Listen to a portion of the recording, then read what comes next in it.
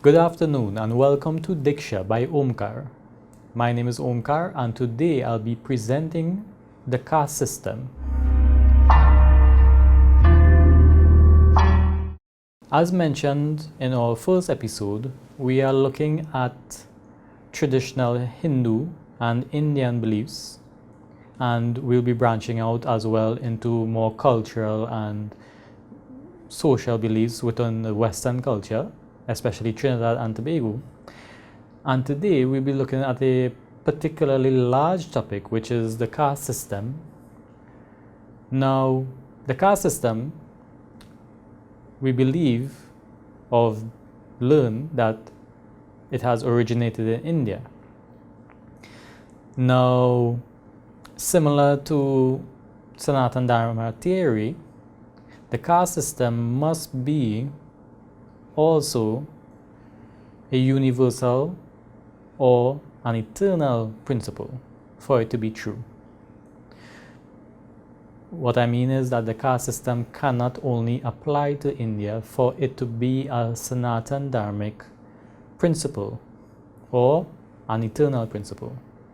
So in today's episode, I will be presenting a couple of points and ideas on the caste system which may shine light on a couple of things, which include how the caste system applies to all societies and how the caste system applies to our society in Trinidad and Tobago, and is the caste system bad or good?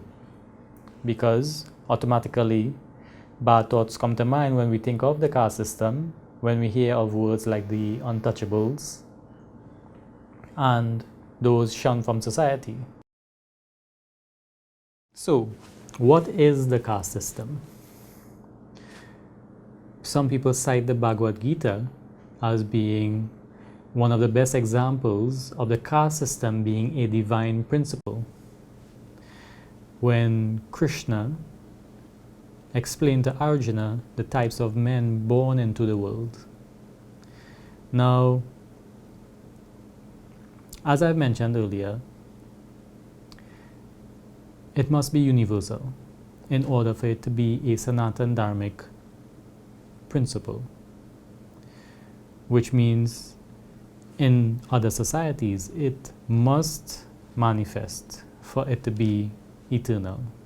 It must uphold and it must continue to uphold. Now, when we consider that other societies do not follow a Sanatana Dharma philosophy of life, then how do we say then that these countries have a caste system? And for that we'll go to our board, where I will show you through simple diagrams what I mean. So as mentioned, the mentality of people born into a society varies, and this variation can be illustrated. Now, the illustration itself takes the shape of a triangle or a pyramid.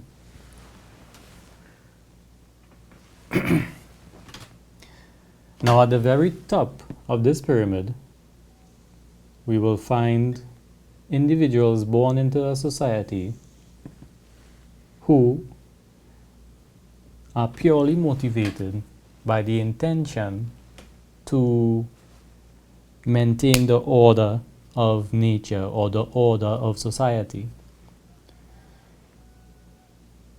In the Vedic traditions, or in the Sanskrit language, they are called Brahmins.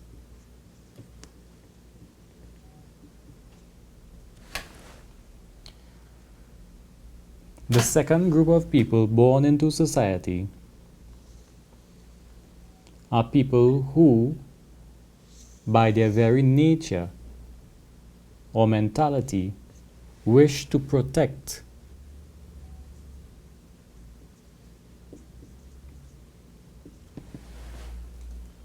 the nature or the structure of society or the world. The next group of people born into a society, or the following mentality of individual, have a natural disposition for trade or business.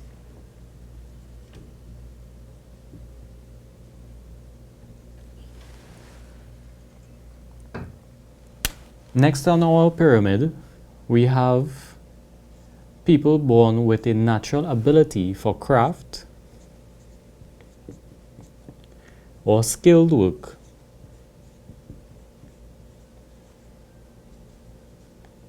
And this may find place within all facets of society, which may include farming, carpentry, and all other work of such nature. Anything where a skill must be developed. So these are the four major facets or mentalities of individuals born into a natural society. So as we can see on our pyramid, we have different sizes for the different sectors of society. Now, to put this into perspective, we'll use simple numbers. So let's say in a given community of people, if we have two individuals who have dedicated if we have two individuals who have dedicated their lives to the protection of the whole system, and by dedicated their lives, I mean from day to day, from the time of waking till the time they go to sleep, they have dedicated every waking moment to making sure that the system or nature follows the right course in order to maintain proper social order. And let's say then we have four individuals who have dedicated their lives to protecting the natural order of society. And we have 8 individuals who have dedicated their lives to business or trade in order to make the community richer and prosperous. And we have 16 individuals who have dedicated themselves to skilled work and craft in order to support the business of the society and in order to support the nature or the balance of that social structure. Then we will have down here 32 individuals who have not dedicated themselves to skilled work, to business, who have not dedicated themselves to the protection of the order, or who have not dedicated their lives to the maintenance of the nature of the social structure. And this is a basic structure of what we would call a caste system.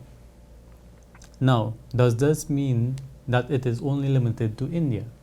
No, because we can take this same pyramid structure and superimpose it on any society, on any community, and any geographical location in the world, and we will see that there are individuals who have totally dedicated their lives to maintaining order, who have totally dedicated their lives to protecting that order, who totally dedicate their lives to business, and who totally dedicate their lives to craft. And we have a majority of the population who have not dedicated their lives to any of these 4 things. So what does this all mean? It means that in a society there is a natural affinity for a particular purpose, or a natural affinity for a particular role in society. Now, this does not mean that everyone in a particular field or a particular mental capacity is suited for that mental capacity. For example, you may have a person who has a natural affinity for trade, may see another mentality as a way of trading. You may see a person in a capacity for serving who will see acting in another capacity or another mentality. You may see someone who has a natural affinity for serving, occupying a role, for example, in protecting, as a way of serving. So it is an interchangeable system. This system, however, deals mainly with the mentality of the person, the natural mentality, or the natural way of thinking of a person.